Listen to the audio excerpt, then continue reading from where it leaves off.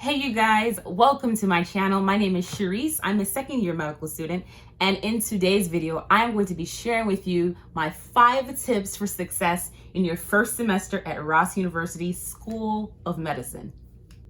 You're starting your first semester at Ross in the spring, in the summer, in the fall, and you want to know, what can I do to succeed?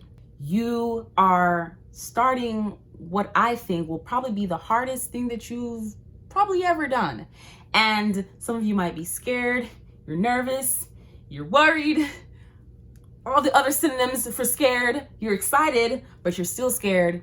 And I hope that I can bring some relief, some calm, some stillness to your mind and settle your anxieties a little bit with these 5 tips. By no means is this list exhaustive, but these are the things that I think are essential for you to know going into your first semester of medical school. Tip number 1, be organized. I think that there's some people who were born with the skill of organization, and there's others of us, myself included, who were not blessed with this gift.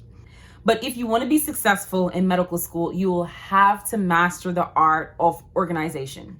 I believe, and I think that other medical students would agree with me, that time is your most precious resource in medical school. Therefore, organization allows you to maximize that time to the best of your ability. So when I say to be organized, I mean most specifically with your lecture notes. Prior to the actual delivery of that lecture by your professor, you are given the lecture slides in advance.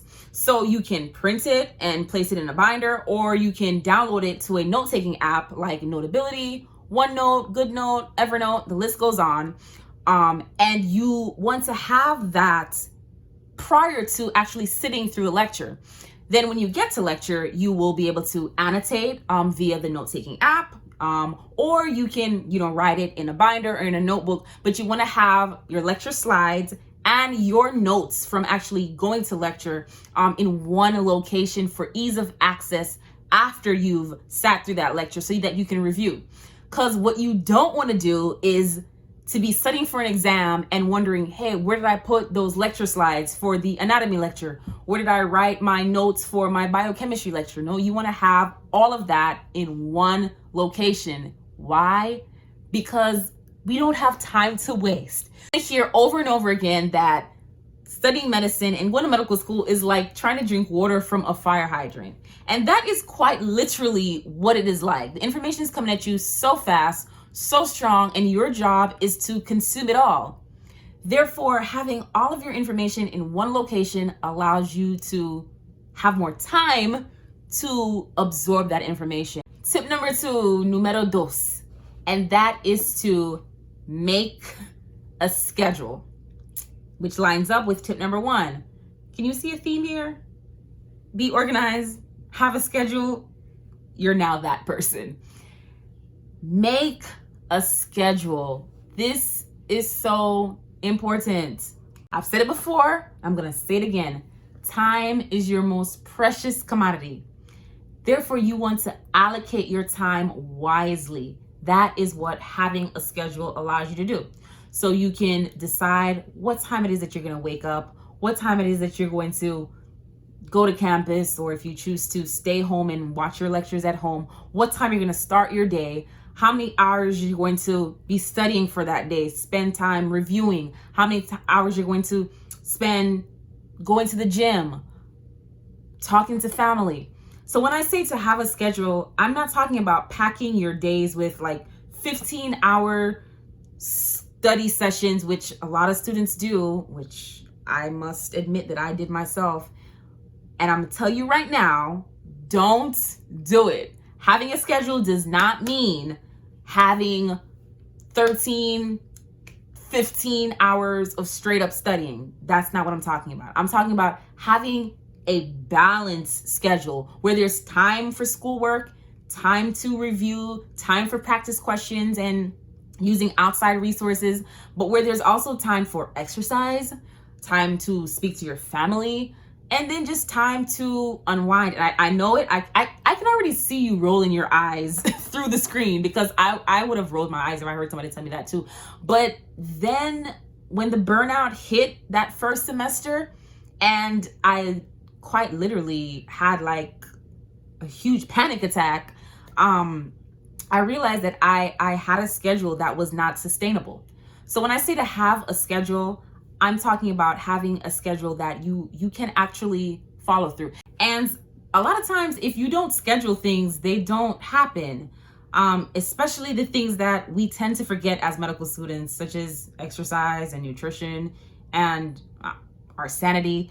Those are the things that kind of go out the drain when we start to study, and especially when exam times rolls around. So when you have a schedule and you can pencil those things in, it allows you to make sure that you do them. Tip number 3, be flexible.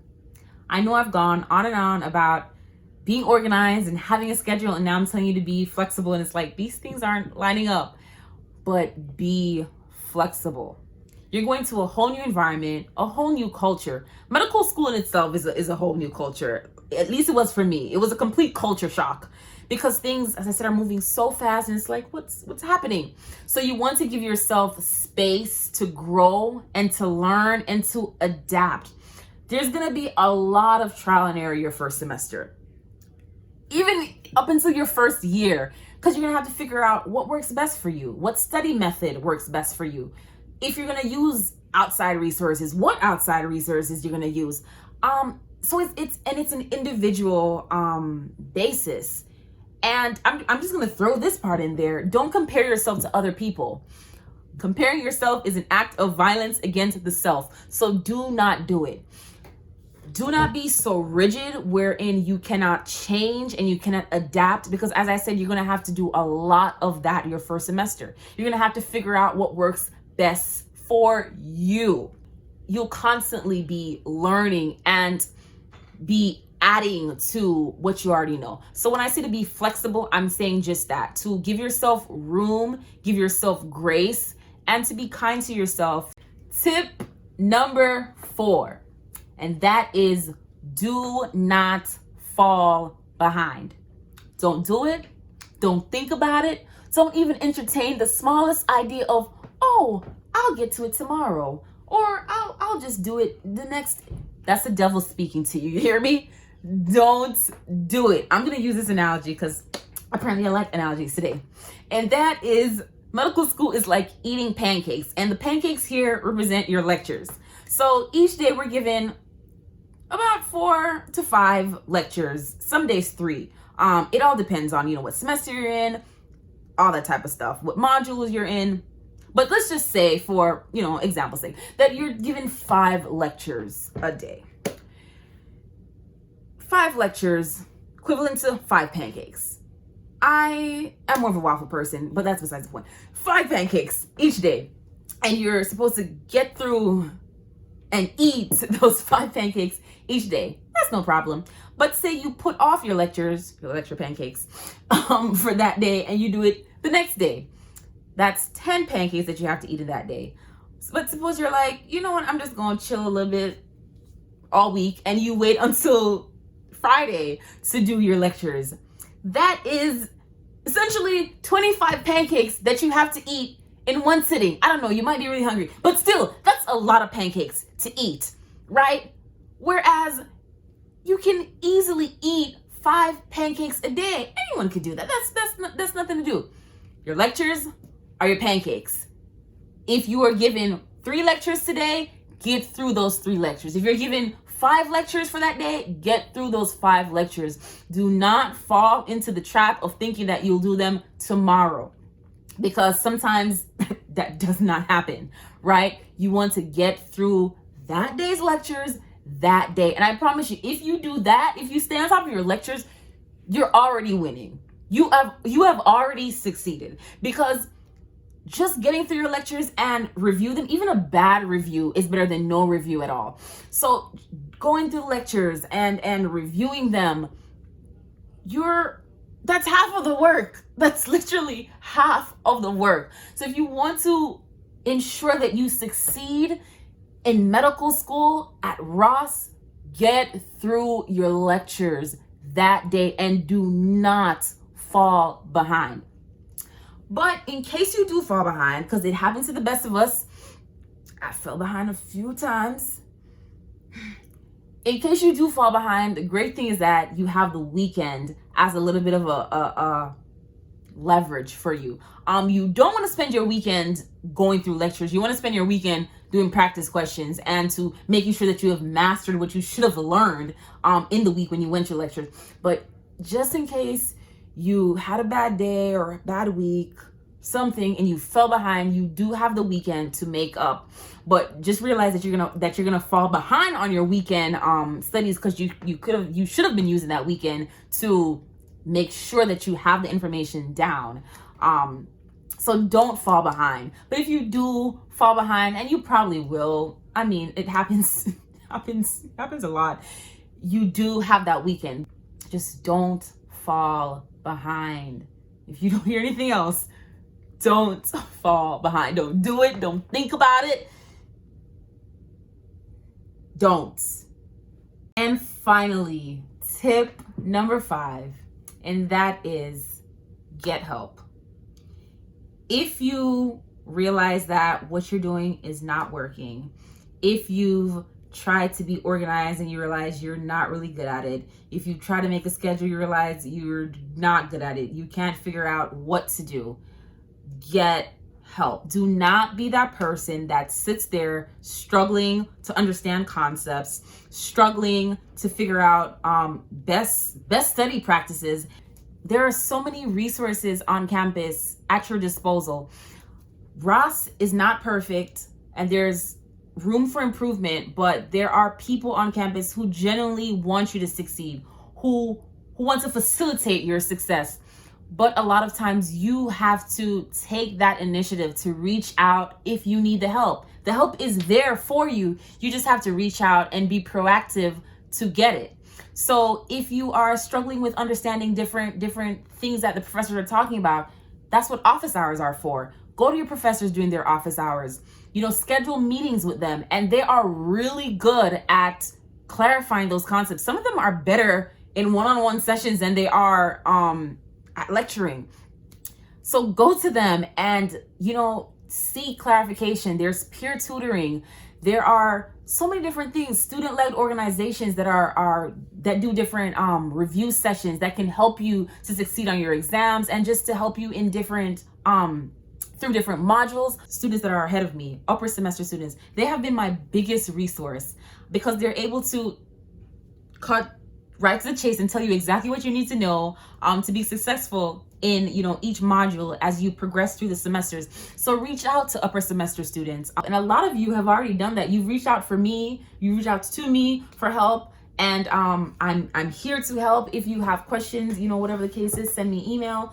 But definitely seek out the help that you need so that you can succeed. If you find yourself struggling with trying to cultivate a study schedule, trying to figure out best study practices, managing your time wisely, time management, there are resources on campus to help you, figure all of that stuff out. If you find yourself struggling with anxiety or depression, or you're having panic attacks like I was in my first semester, there's counseling. There's a counseling center. If you were prideful before, like I was, and I'm like, I'll go through this thing myself, don't. Because what will end up happening is you'll reach a breaking point at some point, and then you'll be forced to go and seek help. So if undergrad, you kind of did things by yourself and, you suffered by yourself, you don't have to do that.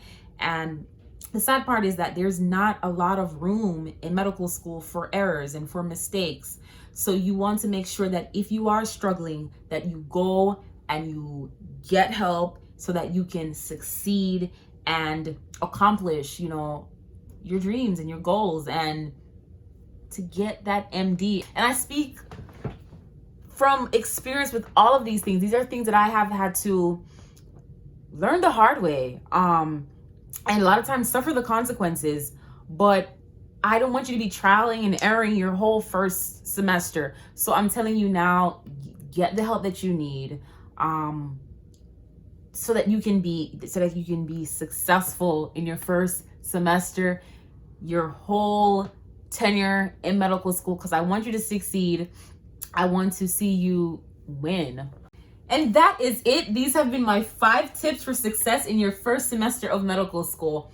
Be organized, have a schedule, be flexible, do not fall behind, and get help.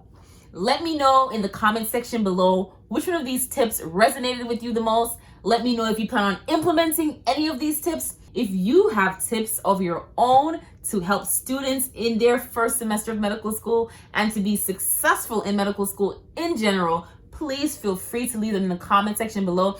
Like this video, share this video with a friend, subscribe to the channel, and I look forward to chatting with you in the comment section below. Congratulations on your acceptance to medical school. Have some faith. You're gonna be okay.